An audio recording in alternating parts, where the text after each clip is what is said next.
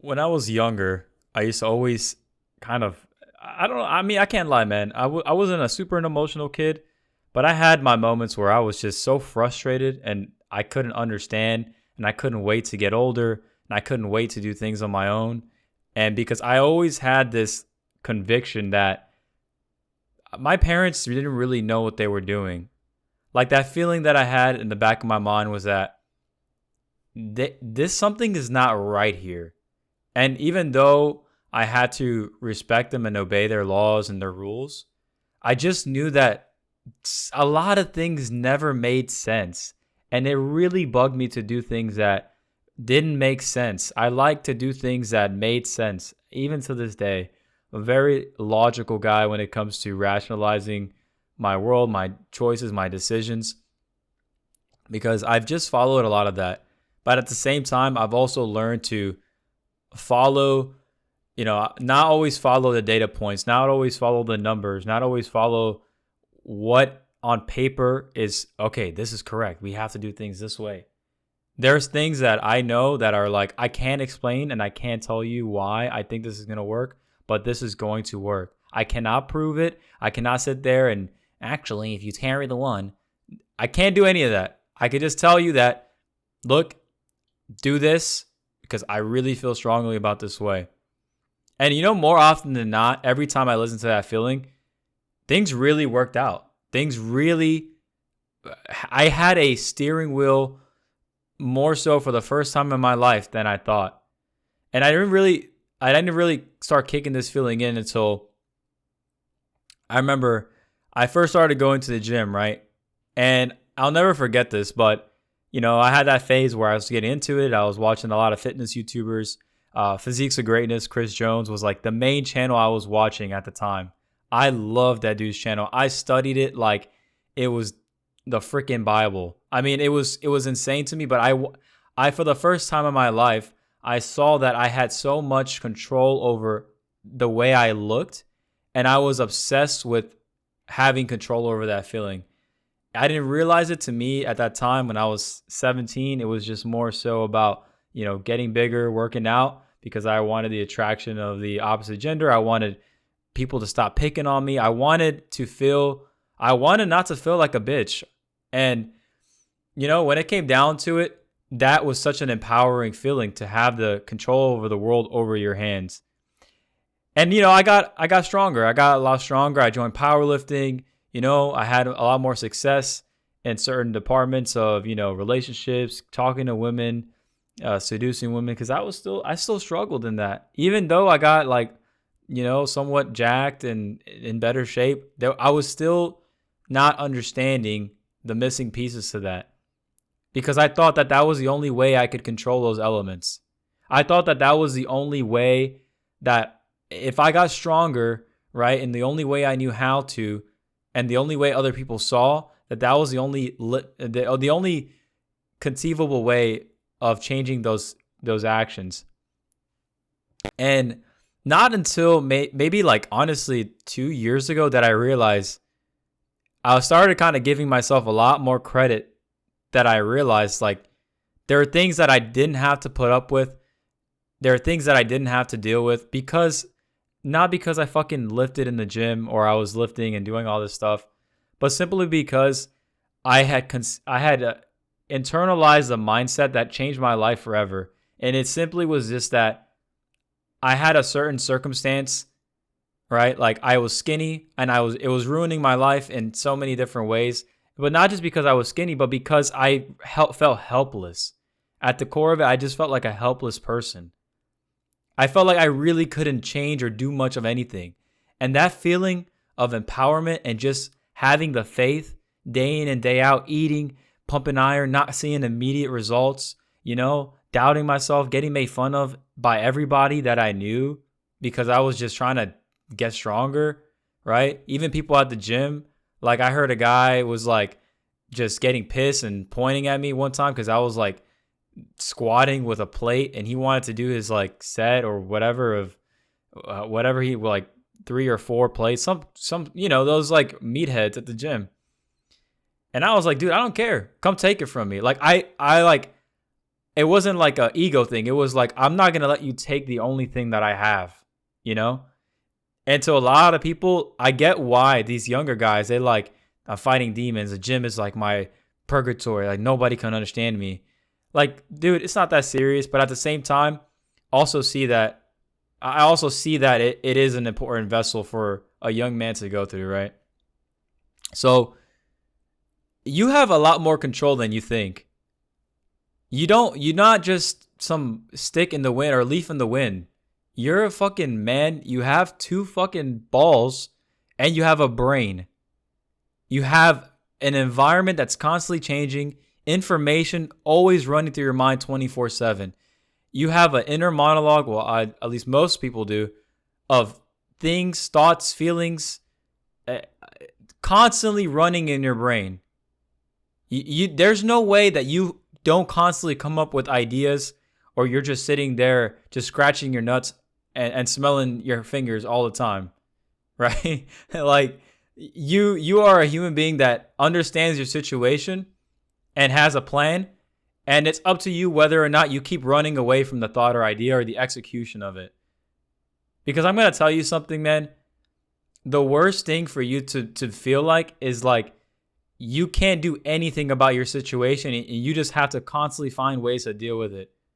You know that deep down you feel like a bitch, and eventually the world will start really shoving its fucking arm down your throat to make you really understand that that's true. And that you don't want to get to that point, man, because once you're at that point, it starts to get real dark. It starts to be like, damn, I got to make a decision here, right? And your manhood will be tested, and honestly can make the situation worse depending on if you want to do something about it or not, right? Like, it didn't even matter. I got to the point where I was in college, man.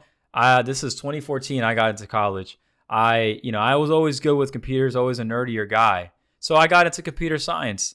I realized right away, man, this shit was like, for me, it was not, I could do it. I understood it. But man, I didn't like this. Like I wasn't really doing the things that I like. I felt challenged in a certain sense. I felt a certain sense of satisfaction. But my inner feeling was like, you know what, dude? This ain't it. And so I left and I did management information systems. And it was one of the best decisions that I ever did because I didn't wait for the advisor to tell me, oh, well, I think you should switch or you probably would do better here. I just said, man, I don't like computer science anymore. I heard about MIS, so I want to switch to that thing. Let's do that. And he was like, okay, well, you're probably going to be behind a semester. All right, fuck it. Well, I'll be behind a semester. I just don't want to. I know that this is not my plan of life.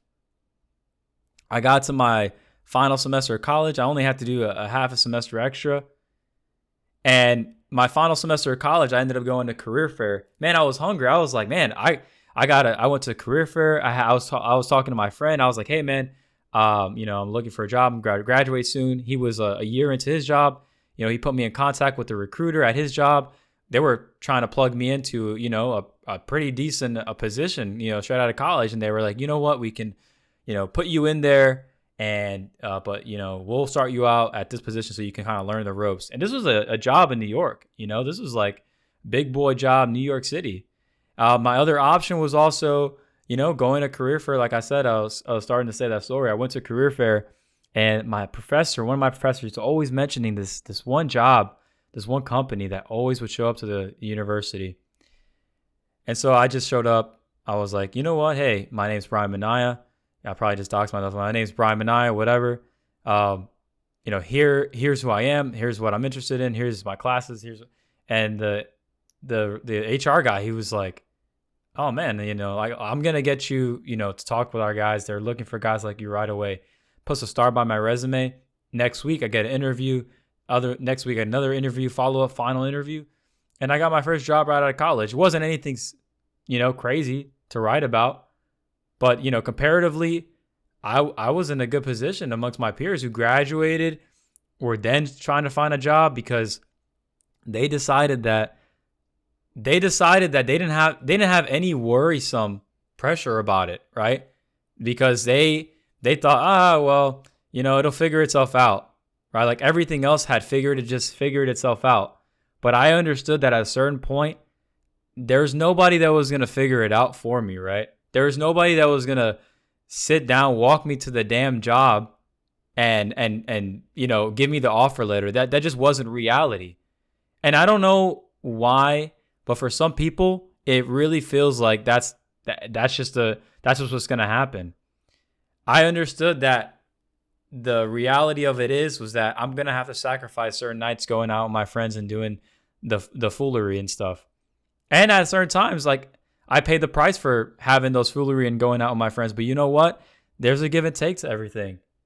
But at the end of the day, I just recognized that it was me that was doing all these things. It was me that was dictating all the things that were happening in my life for the most part. And when it wasn't, I still had a choice to do something about it. I wasn't just this statistic, right? Like, I wasn't just this person that, oh, well, I have all these attributes and features, so this is my limitations as a person. Man, I can't stand that. I really cannot stand hearing it. I can't stand thinking that way. I can't stand talking to myself that way. I can't stand hearing people say that about themselves. I can't stand people taking actions in their lives that pretty much say that. I can't stand it. And I don't know what point that kind of wires got crossed in my brain, but I always attribute it with having success in the gym, because that, as like, changing my body changed my mind, right? I wrote in the YouTube comment, there was a guy who was talking about how he joined the military, and I hope I don't, you don't mind me saying the story, but he was in the military and he started, having a lot of injuries, started missing his family, and, he pretty much had to be, he was in infantry from what I understood, and he couldn't do infantry anymore because he had really bad knee and hip injuries that debilitated his physical performance. And that pretty much got him stuck into like a desk position where he pretty much just became depressed. And you know what, man? I always, I try to be understanding when somebody says they're depressed, because it seems like a bug that people kind of lean onto to just try to find a community of sorts, because you probably have some other social dysfunction, or you probably have other issues that make people not want to talk to you, if I'm being honest. Now, again, not all like people that say they're depressed, but just something I've personally noticed. Anyways, he was saying that, and when you look at that kind of situation, man, if your body is sick, your mind is probably going to be sick, right? If you're debilitated mentally, or physically, it is really hard for your mind to not follow suit. That's why the body and the mind are almost like one, man. If one is debilitated, the other one is also good. If your mind's not right, your body's not going to be right. It also goes both ways. And so for me at that point, my mind was right, but my body was sick, And once I got my mind and my body right, I felt confidence. I felt like, man, I remember doing my first public speaking presentation when I was in college. I had prepared. I talked in front of a mirror. I'd never done something like that before. I got my nice clothes on to prepare talk. I saw all the mistakes that I was making as I was doing my practice speech. I wrote all my notes down on the flashcard. And I remember talking. I remember it was game day, man. I was the day of the presentation. I got up there. I was a little nervous, but I was like, you know what, dude? I'm gonna send it, man. This is what it is. And I'll never forget this chick. It was this redheaded chick in my class. She had I'm not gonna lie, she had a fat ass, and I didn't like her, but she was attractive, And I remember I killed the speech, dude. I got like you could tell when people are just clapping to be nice and because they want to show that they were like alive, and you could tell when people are like, damn, that was good, Like I kind of got something out, like it lifted the people up in the room, and I got one of those applauses. And I remember that girl, I sat down, she looked at me like I seduced her damn near. She was like, man, I really liked your presentation. And I was too much of a freaking idiot at that time. I still was like, learning, going through the ropes, catching up for like my social inadequacies at that time. But, at that time, if I was that dude, I could have easily been like, hey, I could help you with I could have just slid in there. Now that I know what I know. But anyways, man, I'm getting freaking excited off that part of the story. The point is, I knew that I had a lot of control over the situation. A lot of people would have gone into public speaking or any kind of assignment like that, would have done this damn presentation last minute, right, would have not practiced at all, they would have been like, damn, bro, I don't do well at public speaking. I don't do good at public speaking. Well, yeah, you just let life kind of happen to you. You didn't do anything to dictate the success or outcome of what could have been. You did nothing, right? You just relied on, all right, well, it should work out. It's just gonna, we'll see, bro. Fuck it, bro. Haha, yeah. Yeah, keep doing that. Keep doing that with every aspect of your life, right? And see exactly how how fate dictates for you those things. Some people are lucky, man. I can't sit here and tell you some people aren't just blessed by God to just sometimes get up 3 hours of sleep and just crush everything in life. There are just some people that, for beyond our understanding, are going to be like that. But there's a good chance that if you're watching this video, I'm sorry, that's not you, right? And I don't say like meaning to say like you have to have control over everything in your life. Everything has to be down to a T. But at the same time, there is a time and place to let shit happen. But there's also a time and place, and to me, more often than not, where you got to be on top of your shit as a man, dude. Because your dictation of your success is based upon your preparation of the opportunity and those actions moving forward. That's why a lot of people feel like oh man, I don't have any control or meaning of my life. It always goes to shit and nothing matters, and the black pill this, and they're gonna reject me because of my fucking nose, cantal tilt, and all this shit. Dude, I don't even understand this. I didn't even realize that. I remember I was talking to my ex-girlfriend, right? And I remember looking at a picture that we took one day, and I was like, babe, has my nose always been crooked? And I have a crooked nose, guys. Like, it's obvious. And she was like, yeah, it's always been like that. I was like, oh, wow. Okay. That's it. I wasn't like this. I don't even think that I realized like I had a fucking crooked nose. And she never pointed out. She was like, I never pointed out to you because that's just like, I thought you knew that, you know? And I'm sitting there like, I wish you could have told me. But at the same time, I'm like, man, why the hell would she tell me that? She saw that I was a guy with a fucking crooked nose and still grabbed my balls and went approach her the day that we met. She thought that was more. You have to understand that your inadequacies are literally amplify your charisma, the confidence, your structure of doing things.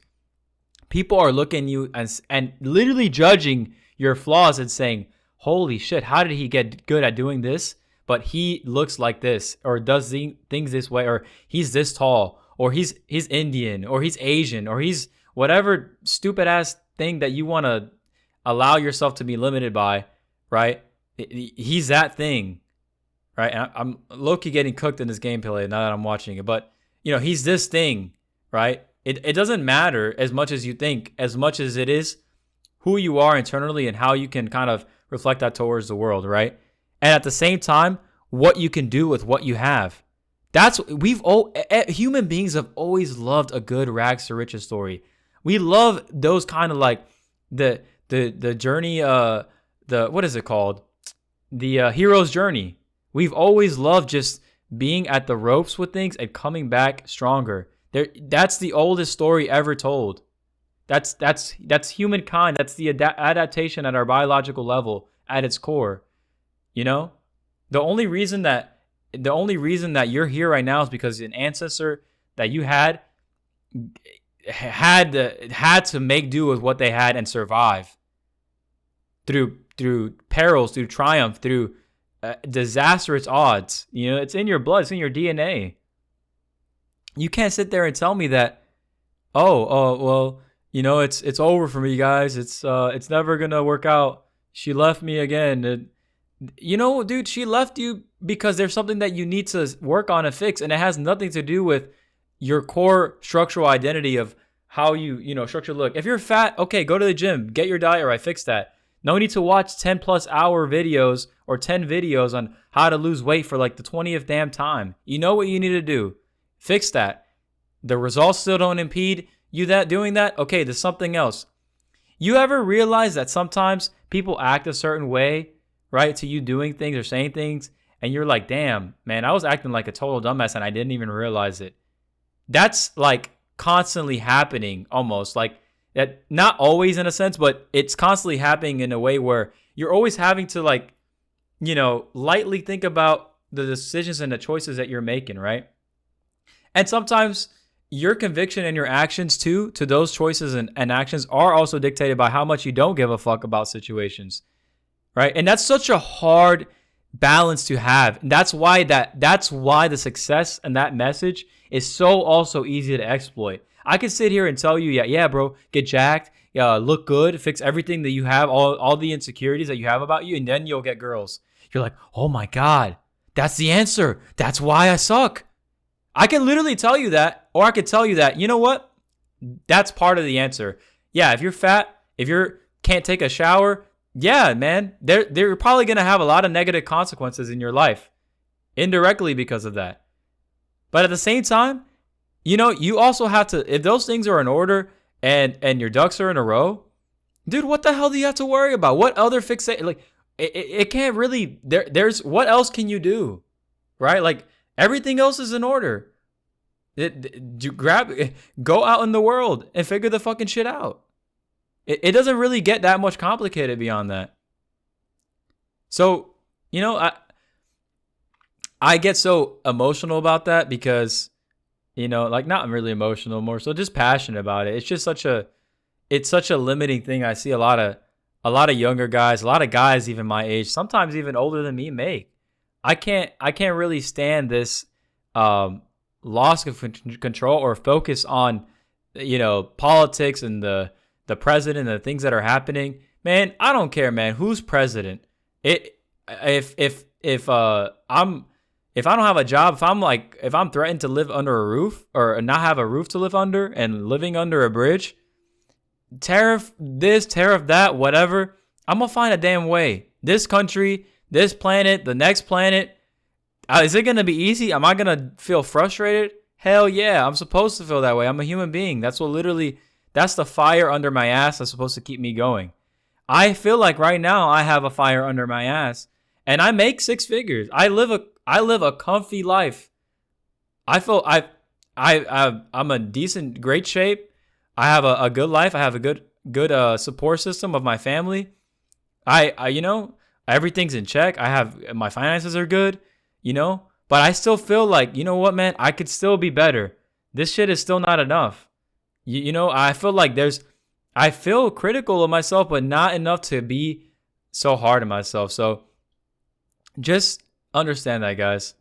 Take care.